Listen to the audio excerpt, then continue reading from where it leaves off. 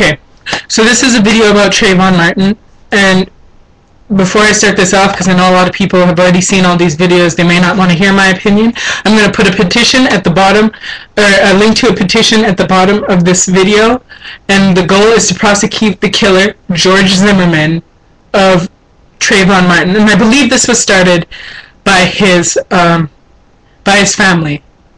And so far there are 429,349 signatures, but we need to get to 500,000. Okay? So, here's my opinion on the whole situation. This was my initial opinion, okay? George Zimmerman had no right to kill this boy. One, the boy was just going to the convenience store. He lived in that neighborhood. His father lives in that neighborhood, and as his child, that boy lives in that neighborhood. Two, the boy wasn't even on George Zimmerman's property. Three, the police told George Zimmerman, do not follow him, do not get involved, and he chose to do it anyways. Four, the boy is 17 years old, and that is a child. Legally, that is a child. So regardless of whether or not it's self-defense, we've seen George Zimmerman, okay? He's like 250 pounds. Trayvon Martin was 140. And I don't think that Trayvon Martin is some, like, secret martial artist who just knows how to beat up somebody who's, like, twice his size. I don't think so. So it's not self-defense. And there's no excuse. And the fact that you're picking fights with children says a lot about you, George Zimmerman. Okay? That was my initial reaction. Now, I'm a little exasperated because I saw the video and I just burst into tears.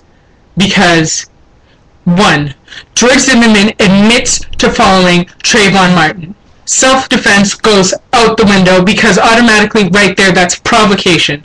That is provocation because you had no business following him. You had no business following him, George Zimmerman, especially when the police told you not to.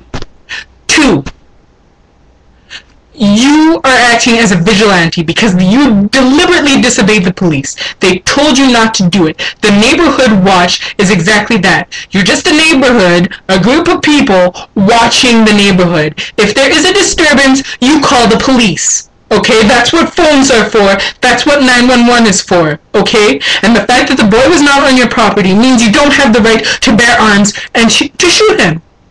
Because he's not disturbing you. You were disturbing him because you were following him.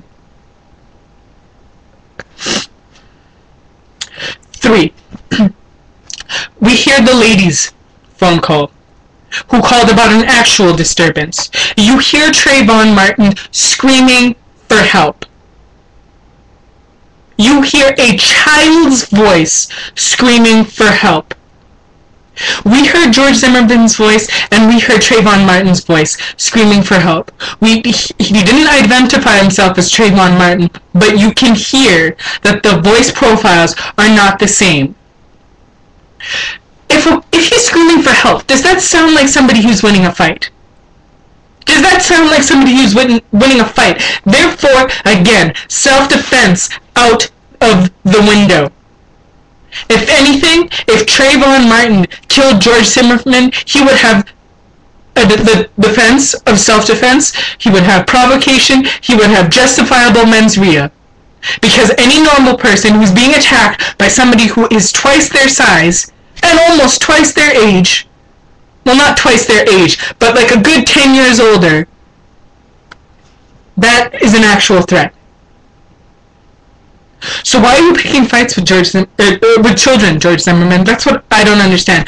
And why is it that the police are not arresting this man? This man murdered a child. Murdered a child. Regardless of any kind of circumstance, that man murdered a child who had no weapons and every right to be in that community because he lived there. His father was a homeowner there.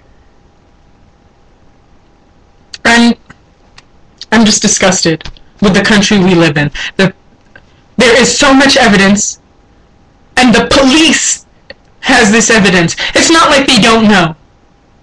And the fact that there were no other calls saying that there was somebody suspicious in that neighborhood should be a indication that George Zimmerman was lying, okay?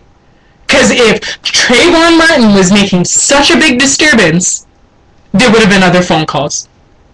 There would have.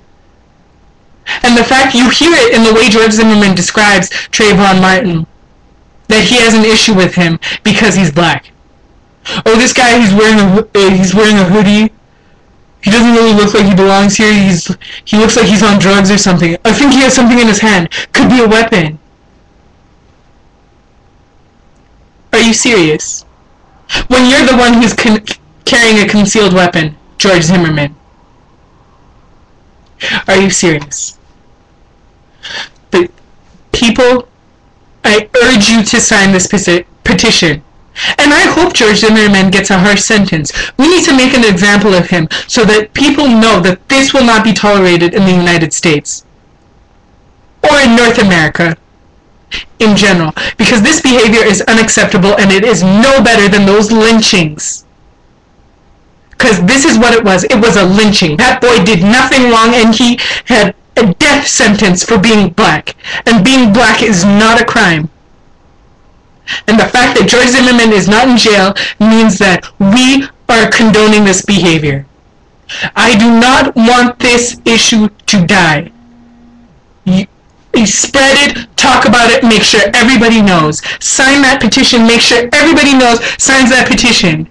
Grandparents, mothers, fathers, babies, whoever, make sure they just sign that petition. We need justice for Trayvon Martin.